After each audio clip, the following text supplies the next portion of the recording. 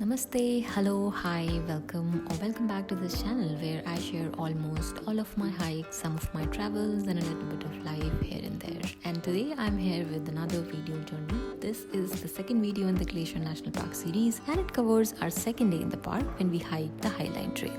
The series is gonna take you through our entire trip, so stay tuned for the upcoming parts and you can also watch all the parts of the series in the playlist linked in the description. And without wasting any more time, let's jump into this video. The day started way earlier than usual. I was told that the parking spots get filled up easily here, so by waking up early, we are making sure that we get our spot on time, which is ultimately gonna make us start and finish our hike on time. Alright. All set, we are carrying pretty much everything that we brought for a hike, and today is the longest hike. Yeah, this is the camelback and we have put in snacks. It was still dark when we started our hike to the Logan Pass parking lot. I had never woken up this early for a hike and I had never attempted a hike close to 15 miles. It is strange that how we break our totally random records ourselves, isn't it? I'm not a morning person and it takes me a while to come to my senses after waking up. But on that day, as we drove further, I began to realize that all the effort that went into being there is gonna pay off now. And indeed, as the sky started giving us the slightest hint of light, all those beautiful, massive mountains began showing up and it was such a treat to my eyes. It was a long drive. First part would be from Whitefish to west entrance to the park, which itself is about 25 miles, and then from the entrance to the parking, which is another 32 miles.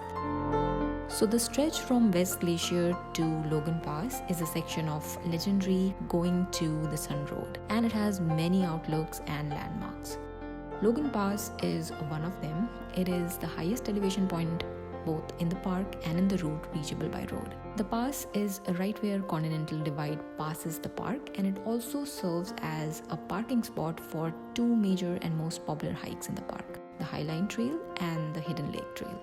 The rest of our drive was filled with the spectacularly beautiful views, which started to build a lot of excitement for hiking among even more dramatic views on the trail.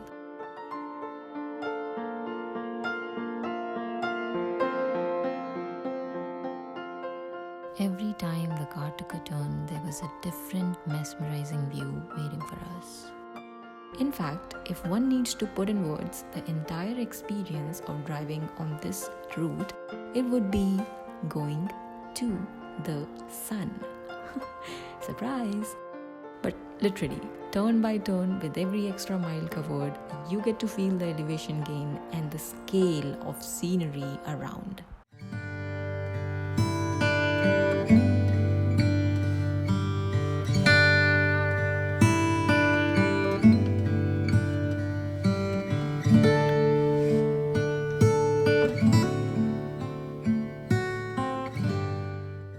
I forgot to film it because I was a bit disappointed by it, but when we reached the parking lot, it was already full and people were just sitting on the railings there ready to witness the sunrise. So each one of us just looked around asking people if they were about to leave soon. Meanwhile, we also got a chance to watch a beautiful sunset, and finally around 8 a.m. we found a parking spot, and after a short restroom break at Information Center, we started our hike. Say hi. Hello. Just got the parking spot after like 30 minutes. 30 minutes? 40 minutes. No. 50 minutes. 1 hour, 30 minutes. 30 minutes. Okay, keep on. 8:14 we were here. Sun is already up. We saw the sunrise here. Side note, we wondered if it was possible to just get up and drive to the trailhead without attending to coffee and nature calls, and then make oneself do all those things near the trailhead instead. Now, that would be a superpower. Maybe some people do that already.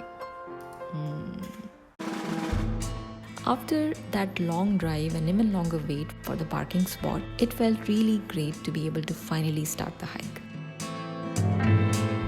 The sun was up by quite a distance and the air was no longer chilly, giving us a hint of a hot day ahead of us. But the views all around and our excitement made us not care about that.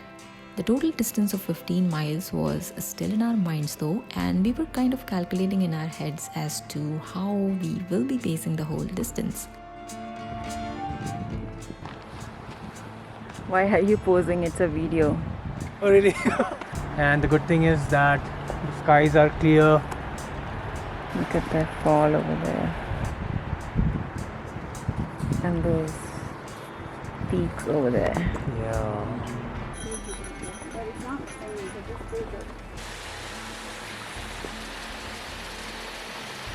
The popularity of this trail became obvious by the state of traffic. This trail gets narrow at many points, and with other hikers coming from the opposite side, sometimes you don't have any other option than to just stop for them, smile for them, and resume once they pass you.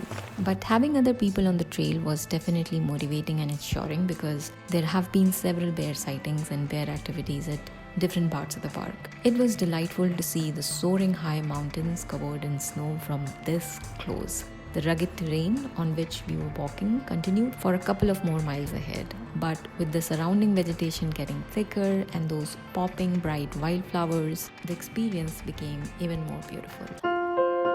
Just look at these glaciers here. It's outdoor activities now in India also. So yeah, this clap is for the bear to make him aware. It's not surprising. We could sense that, however big or small, all the elements of this stunning panoramic scenery that we were witnessing were just perfect by all means.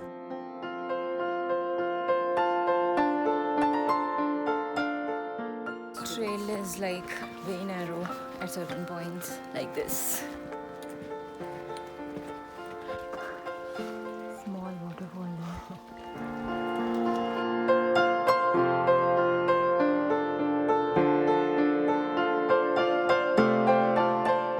We took a small break to change the lens because we got bored of taking zoom out pictures of the peaks. Say hi. He's busy climbing up. So we have a little bit of elevation here. Have decided to not stop for about an hour.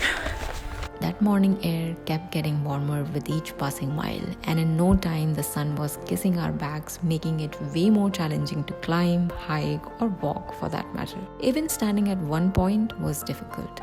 Plus, the heavy bags felt too much. By the way, the bags only had our own water supply for the whole day and snacks. After hitting some switchbacks in that situation, we arrived at Haystack Butte Pass. There were a lot of hikers either resting or returning from this point. We also had some light snack there, and then we resumed our hike. In the next stretch, we passed by a few small waterfalls which looked so refreshing, and Vaibhav discovered that he hikes better if he splashes water on his face. And after that, he didn't miss even a single waterfall without taking a literal mini bath under them. Wow, so good. Damn good, man.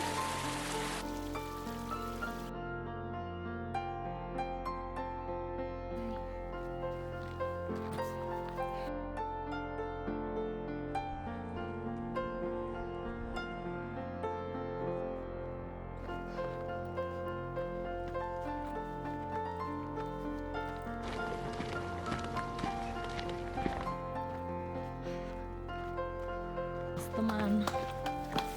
Nice man.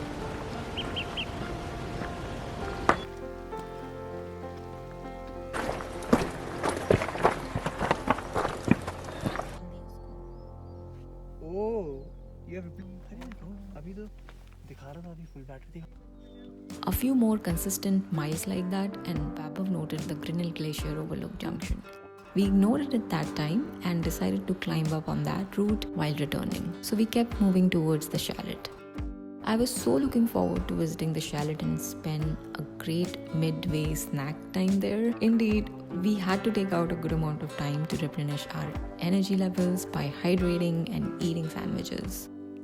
As decided, while returning, me and Vaibhav took our best shot at climbing the Grinnell Glacier Overlook trail. It was brutal for both of us, especially Vaibhav. I guess some days it's just difficult on your body, and it was just that day for him. But we kept at it, slowly and consistently, taking our time, and in the end, all the effort paid off.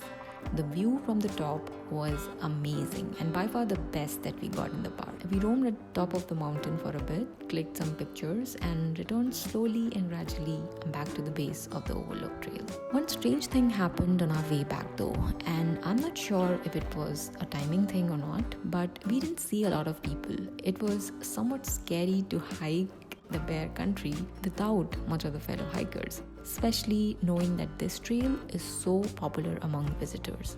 Anyway, Vaibhav still struggled to hike efficiently and we still managed to keep up the pace somehow while being safe. And all I was doing to make sure that happened was to shout, "Hey bear," as loud as I could and as often as I could. Soon we reached the Haystack Butte and Vaibhav insisted to take a nap there. Yes, you can laugh at that if you want to. He tried to take a nap in the middle of a hike. At first I doubted his decision, but then as I lied myself down in the grass, oh, my back thanked me for it. We clicked some pictures for memory's sake and left the viewpoint as soon as we could. And for the rest of our hike, we still struggled to find fellow hikers. I was tired from all the shouting I had to do and from all the extra climb that we made for the Glacier Overlook. But with each step taken towards the trailhead, there was a sense of accomplishment. And I just focused on that and forced Vaibhav and myself to keep marching ahead, which was more important for us in that situation. Finally, we were back at around 6 p.m. and it felt awesome to complete such an amazing hike. That's me. Oh boy.